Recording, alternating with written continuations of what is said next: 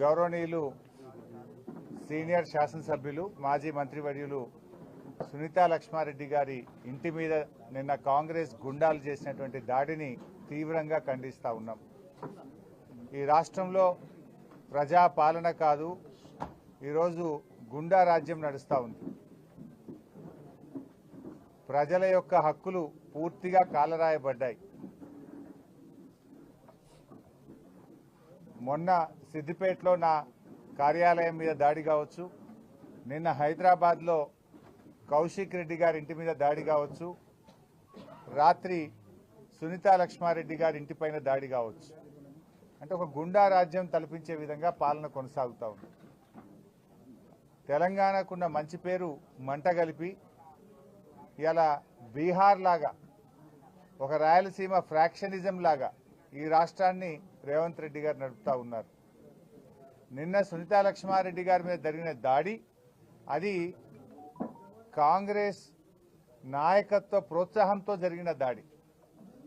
ఈ నియోజకవర్గ కాంగ్రెస్ నాయకులు కావచ్చు, రేవంత్ రెడ్డి గారు మాట్లాడే మాటలు, ఆయన రెచ్చగొట్టే విధానాల వల్ల జరిగినటువంటి దాడిగానే బీఆర్ఎస్ పార్టీ చూస్తుంది. ఇంట్లో నిన్న ఎమ్మెల్యే గారు లేరు. అర్ధరాత్రి పూట ఇటువైపు అసలు వినాయకుడిని ర్యాలీ తీసే సందర్భం గతంలో ఎప్పుడూ లేదు. ఉద్దేశపూర్వకంగా దాడి చేయాలనేటువంటి సంకల్పంతోనే వాళ్ళు ఇటువైపు ర్యాలీని తీసుకొచ్చి మరి ఇంటి మీద పటాకులు కాల్చడము, ఇంట్లోకి పటాకాయల్ని విసిరేయడము, ఇంట్లో చొరబడి ఇంట్లో ఉన్న పిల్లల మీద దాడి చేయడం జరిగింది. నేను ఇప్పుడే ఎస్పీ గారితో మాట్లాడాను, ఐజీ చంద్రశేఖర్ రెడ్డి గారితో మాట్లాడాను. వెంటనే కాంగ్రెస్ గుండాలను అరెస్ట్ చేయాలని చెప్పి డిమాండ్ చేయడం జరిగింది. వీడియోలు చాలా స్పష్టంగా కనబడతా ఉన్నాయి. రాత్రి అక్కడికి చేరుకున్నటువంటి పోలీస్ హెడ్ కానిస్టేబుల్ వీడియో తీస్తున్నాడు కాంగ్రెస్ గుండాల యొక్క అకృత్యాలను, వాళ్ళు చేస్తున్నటువంటి తప్పుడు పనులను వీడియో తీస్తుంటే ఆ హెడ్ కానిస్టేబుల్ మీద కూడా దాడి చేసి ఆ హెడ్ కానిస్టేబుల్ చేతిలో నుంచి ఫోన్ లాక్కొని హెడ్ కానిస్టేబుల్ నెట్టేస్తే ఆయన జారి కింద పడిపోయింది. మరి ఒక విధులు నిర్వహిస్తున్న పోలీస్ కానిస్టేబుల్ మీద కాంగ్రెస్ గుండాలు దాడి చేస్తే ఆ హెడ్ కానిస్టేబుల్తో పిటిషన్ తీసుకొని సూమోటో కింద 307 కేసు పెట్టాలి కదా. విధులకు, ప్రభుత్వ ఉద్యోగుల విధులకు ఆటంకం కలిగించే సెక్షన్ కింద క్రిమినల్ కేసులు వాళ్ళ మీద బుక్ చేయాలి కదా. ఎందుకు చేయడం లేదు అని అడుగుతా ఉన్నా. అంటే మీరు ప్రజాస్వామ్యాన్ని రాష్ట్రంలో ఉంచదలుచుకోలేదా? తెలంగాణకున్న మంచి పేరును రేవంత్ రెడ్డి చెడగొడతా ఉన్నారు. ఒకప్పుడు తెలంగాణ పోలీసులు అంటే అద్భుతంగా పనిచేస్తున్నారు.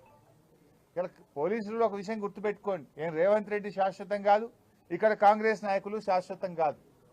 10 ఏళ్ళు మేము అధికారంలో ఉన్నాం. ఏ ఎమ్మెల్యే ఇంటి మీదనైనా ఈ రాష్ట్రంలో దాడి జరిగిందా? 10 ఏళ్ల మా అధికారంలో ఎప్పుడైనా మేము ఈ రకంగా వ్యవహరించామా? అసలు ఎఫ్ఐఆర్ ఎవరైనా పిటిషన్ ఇస్తే 24 గంటల్లో ఎఫ్ఐఆర్ బుక్ చేయించిన సందర్భాలు ఉన్నాయి. కానీ ఈ ప్రభుత్వంలో పిటిషన్ ఇస్తే ఎఫ్ఐఆర్ చేయరు, ఎఫ్ఐఆర్ చేస్తే దొంగల్ని గుండాలను అరెస్ట్ చేయరు. నేను ఈ సందర్భంగా మెదక్ ఎస్పీ గారిని హెచ్చరిస్తా ఉన్నా, తక్షణమే గోమారంలో కాంగ్రెస్ గుండాలను వెంటనే అరెస్ట్ చేయాలి. ఆ దాడికి ప్రోత్సహించిన వారి మీద కూడా కేసు నమోదు చేసి వారిని కూడా అరెస్ట్ చేయాలని చెప్పి డిమాండ్ చేస్తా ఉన్నాం. ఎట్టి పరిస్థితుల్లో దీన్ని వదిలిపెట్టాం. అవసరమైతే హ్యూమన్ రైట్స్ కమిషన్ పోతాం, నేషనల్ హ్యూమన్ రైట్స్ కమిషన్ కూడా ఫిర్యాదు చేస్తాం, అవసరమైతే కోర్టు మెట్లెక్కుతాం తప్ప వీళ్ళకి శిక్ష పడేదాకా కూడా వదిలిపెట్టాం. ఇప్పటికే ప్రజలు అసహించుకుంటున్నారు. ఇదేం ప్రజాపాలన? ఇది ప్రజాపాలన కాదు, ఇదంతా కూడా పోలీసు రాజ్యంగా మారిపోయింది, గుండాల రాజ్యంగా మారిపోయింది. దీన్ని చాలా తీవ్రంగా ఖండిస్తా ఉన్నాం. మా ఓపికకు కూడా ఒక హద్దు ఉంటుంది. మరి లేదంటే రేపు ఏం జరుగుతుంది? రాయలసీమ తరహా ఫ్రాక్షన్ రాజకీయాలు తెలంగాణలో మొదలవుతాయి. ఏదో కష్టపడి పోరాడి తెచ్చుకున్న తెలంగాణ, ఉద్యమాలు చేసి తెచ్చుకున్న తెలంగాణ, అభివృద్ధిలో దేశానికి ఆదర్శంగా తయారు చేసుకున్న తెలంగాణ, దీన్ని కాపాడుకోవాలనేటువంటి ప్రేమ మాకుంటుంది. తెలంగాణతో మాది పేగుబంధం, తెలంగాణ ప్రజలతో మాది పేగుబంధం. మీరేదో అదృష్టం కొద్దీ ముఖ్యమంత్రి అయింది, కానీ ఈ తెలంగాణ పరపతిని, పేరును దెబ్బతీయకండి.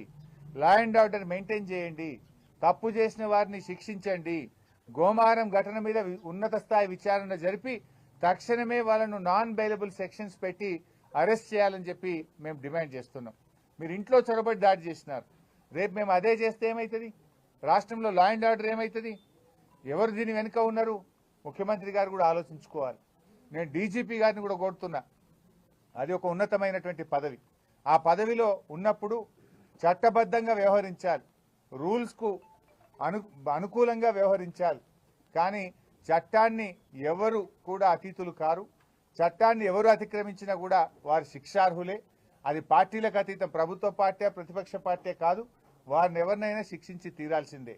ఐ రిక్వెస్ట్ ద డీజీపీ ఇమీడియట్గా మీరు ఇంటర్వ్యూన్ కాండి, దీని మీద విచారణ జరపండి, ఆ కాంగ్రెస్ గుండాలను అరెస్ట్ చేయండి, పోలీస్ హెడ్ కానిస్టేబుల్ మీద దాడి చేసిన వాళ్ళను, ఆ దాడికి ప్రోత్సహించిన వారిని కూడా గుర్తించి వారిని కూడా తక్షణమే అరెస్ట్ చేయాలని డిమాండ్ చేస్తున్నాం.